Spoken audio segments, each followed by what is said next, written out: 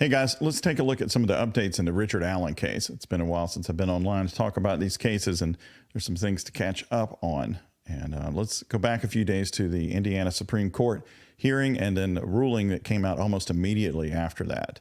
Let's take a closer look at it. If you remember, which I'm sure you do, Allen's counsel was asking for basically three things in this writ, which were for his prior counsel to be reinstated, Rozzi and Baldwin, for Judge Gull to be taken off the case, and for the court to order a trial date within 70 days. I didn't think that 70-day thing had really a chance because they hadn't filed a motion at the trial court level, but the other two definitely were intriguing. And his counsel won on what should be for them the most important one, which is getting Rozzi and Baldwin back in, because that was the whole point at the beginning of this thing. And they won that. So you see here that the court gave them a majority grant on this, right? And then for the other things, it was unanimously no. So they won majority, which means at least one judge didn't agree with reinstating Rozzi and Baldwin under these conditions, but enough did. However, on the other two things, which is getting rid of Judge Gull and the 70 days, the court was unanimous saying no to that. And they say they're going to issue a written order.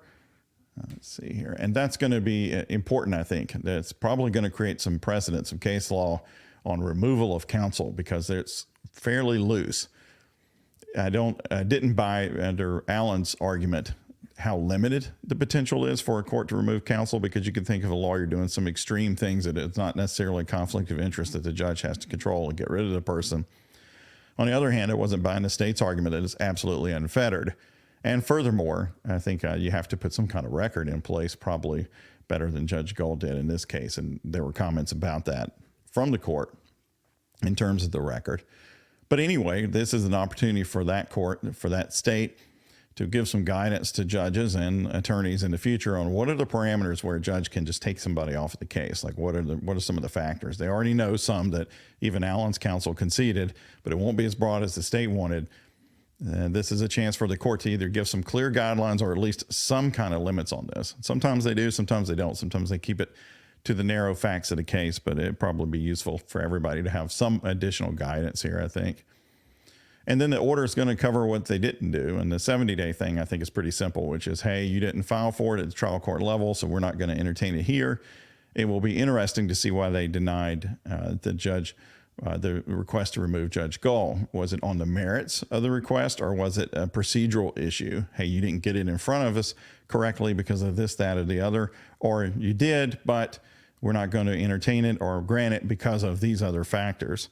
So that's going to be interesting, I think. And if I were his counsel, I would be interested in seeing that order, that written order from the court, before I really try to push this motion to get her off the case more, because wouldn't you want to know what the Supreme Court is thinking, right?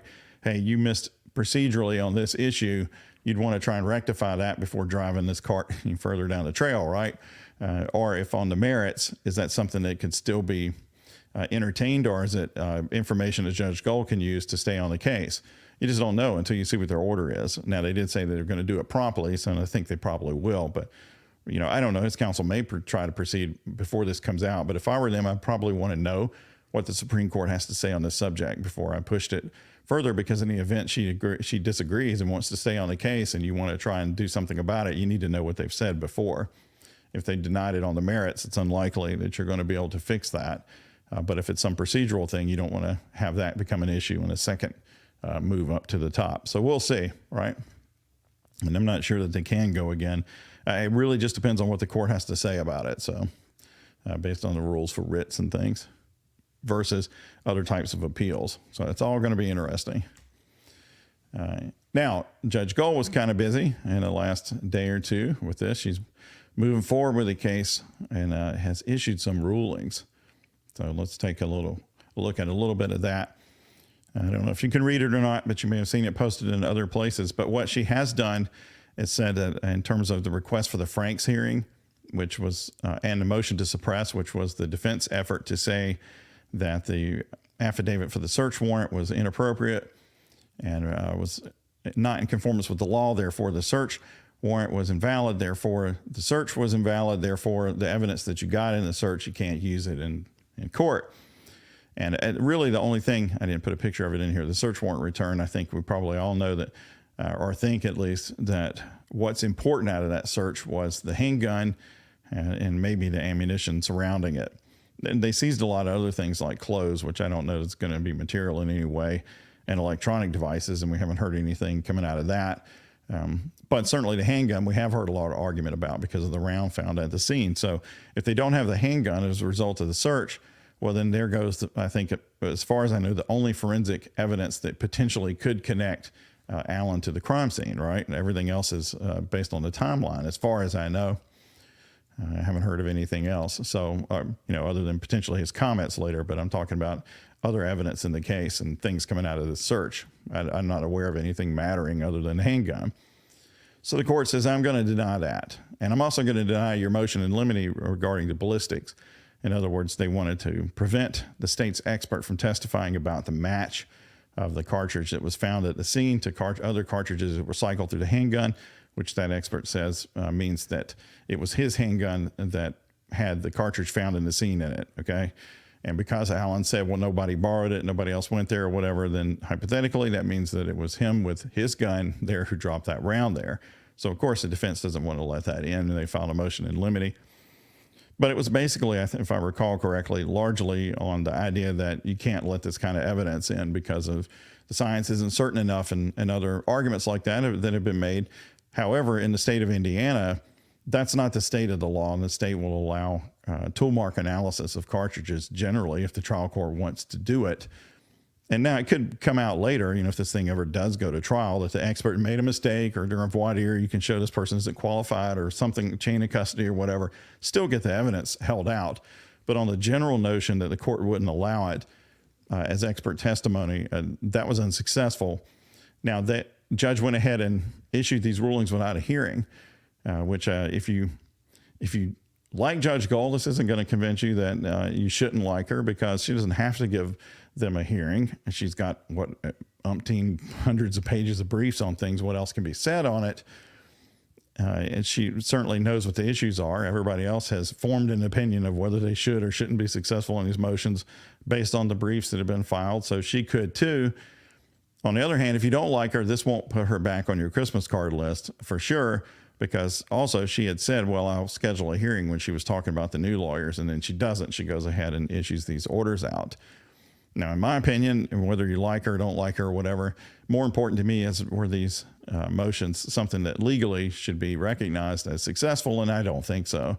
As I said, it would be against current Supreme Court precedent in that state to go ahead and exclude this evidence on a very notional basis that this just cannot possibly work. I think it is more reasonable that as they get closer to trial, if they can show particular defects in the process or the people conducting the process, that you might be able to get the evidence out. But it just is the case that in that state that the current precedent is this kind of evidence can come in. So the judge wasn't going to exclude that, and I don't think any other judge was going to exclude it based on that either. And in terms of the Franks hearing, no, the idea that you can't get a valid search warrant unless you discuss alternate theories of the case, that's not going to win either, because, okay, they made a fascinating tale, which has certainly some interesting elements in it about the Odin stuff. But if that were required to be discussed with a judge ahead of time, then also you'd have to talk about Logan and all the other people that everybody is, at least some people are certain that they're involved in the case or had something to do with it or did it themselves, ranging from friends, strangers, family, relatives, nearby neighbors.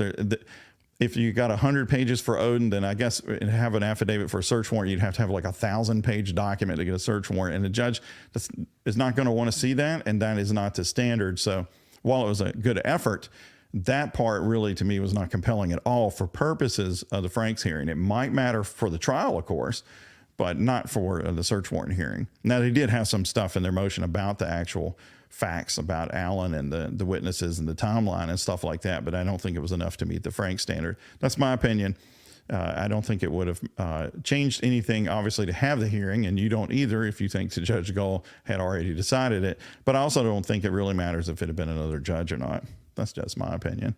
So, again, this probably just reinforces your opinion over one way or the other. But I think on the particular merits of these two motions, while it was good for the defense to make them, I don't think these two were winners. And it's often the case you make motions that don't win. And sometimes it's preserve appeal, and sometimes you got to make the effort. So I'm sympathetic to that. Now the motion to transfer, she says, is still pending, and I'm with the defense on this one.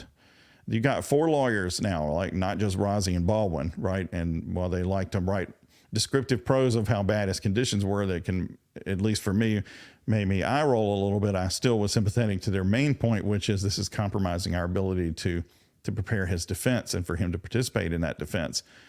And now the 2 lawyers that Gull appointed basically said the same thing and said, guess what? It's even worse. If you read it, when they met with him at this new place, he's in a room where they had a slot that you use for meal delivery open, and they had to be on a table 6 feet away from it, behind the table, and couldn't approach him. That's ridiculous, right? I mean, that's just ridiculous. And I guess, there are some people like, hey, don't kill people and you don't have to get treated like that. And I get it. I mean, we should go ahead and start the punishment now. I mean, why wait on a trial? That's dumb. The whole thing about finding somebody guilty before you punish them, that's just stupid, right? I mean, why allow people to participate meaningfully in their defenses because we know these are bad people, right? Well, if that's your mindset, and it is definitely the mindset of some people, you still should be concerned because there are freak liberals out there, maybe like me, right, who believe that there's a process involved that's important to protect because it could be anybody at any time, and it's the whole notion of the rule of law. And if that process is compromised, then it can compromise a verdict. So you ought to be sensitive to the fact that if he cannot participate meaningfully in his defense, you could be creating an issue for appeal. So in other words, you go to the trouble of convicting him in front of a jury on a case that is not necessarily any kind of slam dunk. And if you lose, he's out. But if you win, he might get a new trial. And that's the case with any of these material issues. So I think, generally speaking, in theory, you shouldn't be trying to punish people right before the trial. The pretrial confinement is supposed to be because the person's going to run away or they're a danger to the public. And then you do what you have to do to keep, if you need to protect for those 2 reasons, to do that. But it's not supposed to be punishment. And at this point, it's hard for me to believe, to say, for example, Koberger, whether you think he did it or not, what he's accused of is pretty damn violent and dangerous, right? Murdering 4 people all in one shot, right? So again, whether he did it or not, that's separate from the issue of look at the crime he's accused of, and yet they're holding him in a county jail, and it's at least as public, and I think more public than this trial, and yet they're able to do it. So I don't understand why they can't do it in this case either, and why the alternative is to have him talking to people through a slot while his lawyers are 6 feet away. I mean, if that strikes you as fair, I appreciate knowing that, because I never got to go to the Soviet Union in the 80s, and I wonder kind of like what that mindset would be like, and to getting to experience it a little bit, that, hey, you're already guilty, buddy, and you're just wasting our time, is an interesting view of the justice system, I think. So they're also going to have a motion to amend the information, which is in lieu of an indictment, and that will be a remote hearing. Oops, I meant to keep that up. So let's talk about that for just a moment. Get this to where I can read it down here. This is interesting to me that they've decided to amend the information, which is the charging document, okay, for Richard Allen. And I think everybody knows that he was originally charged under what they call subsection 2, as they call it, felony murder. And if you know, it doesn't mean that murder is a felony, because of course it is, but I think most people at this point understand that it means that the death occurred during the commission of a specified felony, which in this case was kidnapping. So he was charged for murder for that. Now they're amending it, or seeking to amend it. And that's what they're moving to amend it, to add additional counts. And 2 are just flat murder. Okay, subsection 1. And I put that on the screen here. Let's make it bigger so you can see it. And that is for a person who knowingly or intentionally kills another human being. So no more you kidnap them, and maybe maybe they went off down the trail, and then there was a group of people there that killed them, and you delivered these kids there, and that was your participation. This is straight saying, no, you killed them. You killed them. And then also seeking to amend the charging document to include direct charges of kidnapping. You can see that too in paragraph 6. So I guess they'll keep the felony murder, huh? And yeah. and then also have direct charges of intentional murder and kidnapping. And sometimes you see those in alternative kind of things there for felony murder or straight out murder. It just depends. But an interesting issue on this, of course, is this is an amendment, or they're seeking to amend it. And if it were an indictment, that could be a big problem versus an information. An indictment comes from grand jury, and prosecutors aren't free to change charges after a grand jury issues an indictment, because that's the grand jury's indictment and you can't change it, or else it's no longer the grand jury's indictment. So there are pretty strict rules on that, but less strict when it's an information, because that's the prosecutor's document, and the prosecutor can change their document more easily, kind of like a plaintiff can in another kind of case. But what was interesting to me were the subsections that were used to justify it, which you can see is 3415A, 1, 7, and 9. And those are a miswriting, misspelling, or grammatical error. And then 7 is failure to state the time or place at which the offense was committed. And failure to state, any other defect which is not prejudice the substantial rights of the defendant. So 9 is where you do your catch-all bucket. And if that were an indictment, I think that could be an issue potentially, but for an information, they probably will succeed in being able to change it. Here's a little old case law on that. There's a great difference between amending indictments and amending informations. Indictments are found upon the oaths of a jury and ought only to be amended by themselves, but information are as declarations in the King's suit. An officer of the court has the right of framing them originally. He may, with leave, amend them in like manner as any plaintiff may do. From a case out of 1887. And that was from the Department of Justice's website. So this isn't exactly some kind of novel thing happening here, right? So that's what's going on at current. So when are they going to trial? I mean, when are they ever going to go to trial, right? When is this going to happen? So I think it's very unfortunate that hasn't occurred yet, unless there's actually some investigation going on that the defense needs to complete, or that the state reasonably can't have completed by now. Then get this case to trial, because if he did it or didn't do it, whose interest is it to have a case just linger on for years, right? If he didn't do it, then it's a terrible injustice for somebody who's innocent sitting behind bars, and particularly in his case, the worst kind of bars. And if he did do it, the sooner you have the trial, the less controversy there is about it, and the sooner the victims can get this, and their families, and they won't be the direct victims in this case, but their families who are also victims can get this phase of this behind them, right? The evidence becomes more stale over time. Memories fade over time. Having cases just drag on for years, it's never good. What's going to happen with the speedy trial motion? Are they going to file it? They said they had it signed by Richard Allen. So are they going to file it? Are they going to try and get this case moving in 70 days? Or will the strategy be, because if you do that, you may not be able to have time to switch judges if she doesn't come off the case voluntarily and you don't agree with it. What about the other two lawyers? I don't think I've seen them drop off of the case yet, or the judge issue any ruling about it. Maybe I missed it. If you know, let me know in the comments. But right now, doesn't he have 4 lawyers? And what about that motion to change the judge? As I mentioned, if I were his attorneys, I might want to see the Supreme Court's ruling before I really push that issue again, if I were going to push it again. So what's going on with that?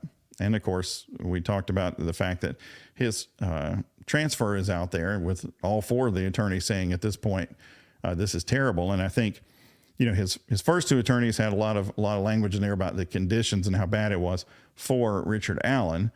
And I get that. But the new set of attorneys who filed a similar motion talked about it in a large respect in terms of how it compromised their ability to conduct a defense and his ability to participate in it, which I think legally is the big issue. And so, these guys are supposed to be plants by Gull and under control of Gull and all that. And then they file a motion that is really important for Richard Allen in terms of currently his defense, but also potentially an appeal later. And then people who live in the world of confirmation bias are like, they're just doing that to look good. No, they did it because that's what they think they should do. So this does have to get sorted out, though, as to who's going to be his lawyers. You can't have different sets of lead lawyers on the case. And so I think that has to be handled. And then finally, I repeat again, when are they going to trial? When is this case going to actually get to trial? It can't just keep getting delayed forever. You've got the timeline evidence. That doesn't, in theory, get better over time as people's memories fade. Somebody could die, something like that, right? So that's not good to wait on that.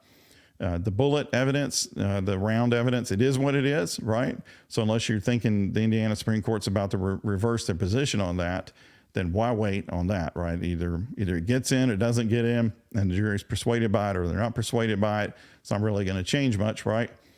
And if he made inculpatory statements while he was in custody, there'll be a hearing on that, whether those come in or not, and there'll be whatever they are. And I don't know of much other evidence in this case other than those things: the timeline, the handgun, and the potential statements that he made, whatever they may be, whether they come in or not. The point is, I mean, what's left to do on this case other than get it to trial? And I know Rozzi and Baldwin had said they were ready to go to trial. So does it become more important to them to say fight with Judge Gull over her presence in the case, or to file this 70-day speedy trial thing and get this case into the courtroom?